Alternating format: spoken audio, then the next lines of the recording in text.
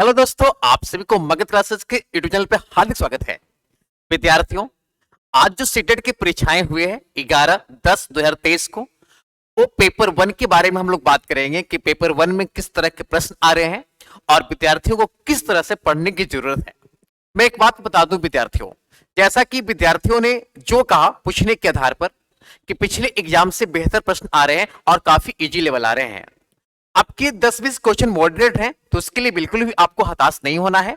आपको बस थोड़ा सा मेहनत करना है और मेहनत से ही आप आगे जा सकते हैं। और मैं एक बात आपको बता दूं, जो मैंने आपको पढ़ाया है उसके अलावा आपको कुछ भी और पढ़ने की आवश्यकता नहीं है। जैसा कि आप देख रहे हैं, हमारे एक सोनू जी आए हैं और एग्जाम देकर आए हैं। सोनू जी बता रहे हैं कि किस प्रकार के प्रश्न पूछा है और एक प्रश्न के बारे में जिक्र किया है। क्या सोनू जी, आप एग्जाम देकर आए हैं ना? एग्जाम देकर आए हैं, तो आपको एग्जाम कैसा लगा? एग्जाम बहुत इजी लगा। एज बोल रहे हैं कि बहुत हमें इजी लगा है।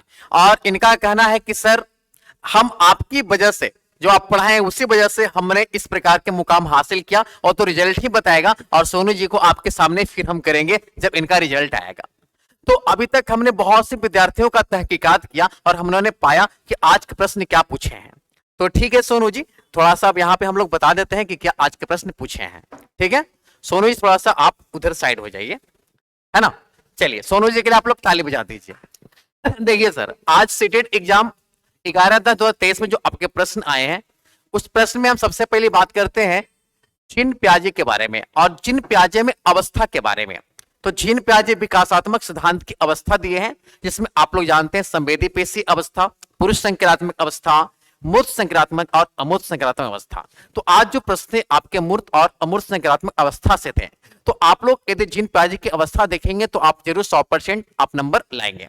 जैसा कि वस्तु अस्थायित्व तो संवेदी पेशी में होगा, पलटावी तो आप बताएंगे क्या, मूर्त में, अनौपचारिक निगमन जो भी सोच होगा या कल्पनों के बाहुल्य जो होगा, आप लोग क्या बोलेंगे, अमूर्त, है ना। तो इस प्रकार से आपके आज विकास की अवस्था से प्रश्न पूछते हैं जीन पियाजे से। इसके अलावा हम लोग बात करते हैं बाइगोत्स्की। तो बाइगोत्स्की यानी जान रहे हैं पाड़, पाड़ यानी ढांचा, यानी बच्चों को जो अस्थायी सहयोग दिया जाता है बड़ों के द्वारा, जो इशारे दिया जाता है, जो बच्चों को रास्ता दिखाया जाता है, स्केप फोल्डिंग से कहते हैं। तो वहां से आपके प्रश्न थे, है ना। इसके अलावा आप लोग जेडपीडी भी देख लेंगे, यानी स्वतंत्र रूप से बच्चा जो सीख रहा है और किसी के सहयोग से सीख रहा है, तो आप जेडपीडी भी देखेंगे, जॉन अप्रोक्सीमेट डेवलपमेंट, समीपस्थ विकास के क्षेत्र से आपके प्रश्न नेक्स्ट एग्जाम में आ सकते हैं। इसके बाद हम लोग बात करें कोहलबर्ग। तो कोहलबर्ग आप लोग जानते हैं विद्यार्थियों की, कोहलबर्ग कौन सिद्धांत दिए, नैतिक विकास सिद्धांत। और नैतिक विकास सिद्धांत के उन्होंने स्तर बताया कितना, 3, और प्रत्येक स्तर की 2-2 अवस्था बताया। जैसे कि आप लोग जानते हैं पूर्व परंपरागत स्तर, परंपरागत स्तर और उत्तर परंपरागत स्तर, है ना। और उनके आपके 2-2 अवस्थाएं होते हैं, अवस्था होते हैं 6, जिसमें आपका पहला क्या है, दंड और आगे अदला बदली है। उसके बाद क्या है, अच्छा लड़के अच्छा लड़की, फिर सामाजिक समझौता के समान है, फिर सामाजिक अनुबंधन है, और फिर सार्वभौमिक नीति परक है। आपके 6 अवस्था है। तो इसको थोड़ी सी आप लोग एक नजर देखेंगे तो आपका काम हो जाएगा। इसके बाद देखिए बहुबुद्धि सिद्धांत कौन दिए थे, हार्वर्ड गार्डनर। और बहुबुद्धि सिद्धांत से आज के प्रश्न थे आपके भाषाई बुद्धि। तो भाषाई बुद्धि किनके पास होते हैं, तो नेता, राजनेता और उद्योगपति के पास कौन सा बुद्धि होता है, भाषाई बुद्धि होता है। यहाँ तक अध्यापक के पास भी भाषाई बुद्धि होता है ना। एक आपके गणित के ही अध्यापक है जिनके पास भाषाई बुद्धि नहीं होता है, उनके पास अमूर्त बुद्धि होता है। अब यहाँ पे देखिए क्वेश्चन, समावेशी शिक्षा। समावेशी शिक्षा क्या है, तो विविधता में एकता का जिसमें आता है कौन, आपका समावेशी शिक्षा। या नियमित विद्यालय में सभी घर के बच्चे, सभी यानी दिव्यांग बच्चे या आपके पिछड़े बच्चे, जो भी बच्चे होंगे, यानी समावेशी शिक्षा जो अनेकता में एकता का जिसमें आता है, अनियमित विद्यालय में होता है, तो उसका समावेशी शिक्षा। तो यहाँ से आपके प्रश्न आए थे। अब यहाँ पे NCF 2005, national curriculum framework 2005 professor S Pal पारित किए थे। और इसका सबसे मेन सुझाव था क्या, कि बच्चों को बिना बोझ का शिक्षा देना है। और इसके 5 मार्गदर्शक सिद्धांत थे कि बच्चों को रटन प्रणाली से मुक्त करना है, बच्चों के कमरे के चारदीवारी से बाहर से जोड़ना है, पास जो आपके पास पुस्तक है, जो पास पुस्तक केंद्रित न रह जाए, बच्चों को क्या करना है, लोकतांत्रिक देश के प्रति नैतिक मूल्यों का विकास करना है, और बच्चों को गतिविधियों से जोड़ना है। ये थे आपके 5 मार्गदर्शक सिद्धांत, जिसपे आप लोग जरूर ध्यान देंगे। इसके अलावा देखिए जेंडर पूछा था, जब मैंने बताया था जेंडर क्या, सामाजिक संरचना। अगर लिंग पूछ देता तो क्या हो जाता, जैविक संरचना। इसको थोड़ा सा आप लोग याद रखेंगे।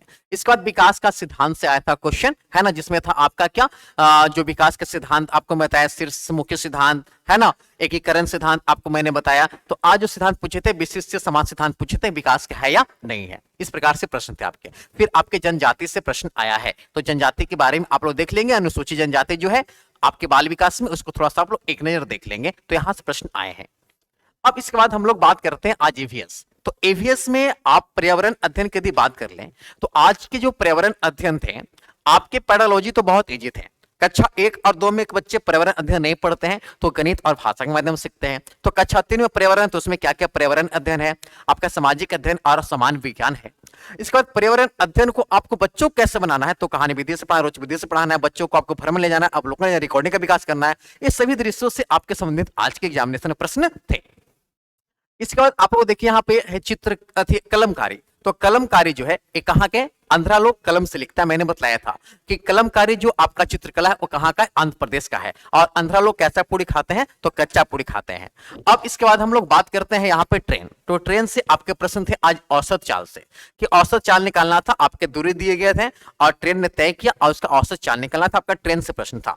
इसके बाद देखिए एक्स की सापेक्ष बाइक की दिशा, यानी एक डॉक्टर साहब रहते हैं और रास्ता में ब्रेकर मिल जाता है तो एक ही दिशा में नहीं जा पाते हैं, तो उस जगह बदल जाते हैं, पूर्व जाते हैं, पश्चिम जाते हैं। तो अब डॉक्टर साहब के घर के सापेक्ष उनके क्लिनिक किस दिशा में, इस प्रकार के प्रश्न थे आपके ईवीएस से। फिर पश्मीना साल तो आप लोग जानते हैं, पश्मीना नाम की बकरी होता है जो कहां पाया जाता है, लद्दाख में। और उसके जो एक बाल होते हैं ना उतने पतले होते हैं कि मनुष्य के एक बाल और 6 बाल उसके इक्वल क्या होते हैं, बराबर होते हैं। आप लोग जानते हैं ना। इसके बाद हम लोग जानते हैं ब्रेल लिपि। ब्रेल लिपि में कितने बिंदु होते हैं, तो 6 बिंदु होते हैं। आप लोग जैसा कि जानते, पूछा गया है। अंतरिक्ष से क्वेश्चन था और आपका था जोड़ा केंद्र शासित प्रदेश। और पर्यावरण में आपको मैं बता ही दिया जनरल फैक्ट के बारे में। एक था 2006 के अनुसार लड़का और लड़की का शादी करने का उम्र क्या है। इसके बाद यहाँ पर देख रहे हैं कि बुंदेलखंड का नृत्य था। बुंदेलखंड में कौन सा नृत्य होता है, तो मैं बता दूं कराई नृत्य होता है। फिर आपके मानचित्र पर आधारित प्रश्न थे आपकी ईवीएस में। इसके बाद हम लोग बात करते हैं तो आपकी हिंदी में किस प्रकार के प्रश्न आ रहे हैं, है ना। तो आपकी हिंदी में प्रश्न थे आपके जीन प्याजे से, कि संज्ञानात्मक विकास से रिलेटेड कौन थे, तो जीन प्याजे, है ना।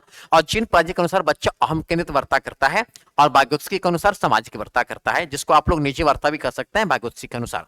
अब यहाँ पे भाषा अर्जन और भाषा अधिगम से तो सवाल दिखते ही हैं। अर्जन क्या है, तो चोम्स्की ने बोला कि बच्चों में भाषा जन्मजात शक्ति होती है, चोम्स्की ने बोला था। और भाषा अर्जन जो है वो सार्वभौमिक व्याकरण की आवश्यकता होता है ना।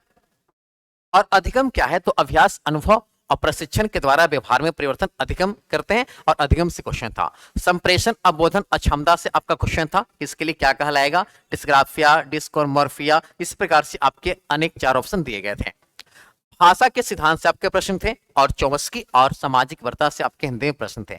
इसके अलावा आपके और भी जो थे गद्यांश और पदांश थे जो काफी इजी थे, बच्चों ने बना लिया।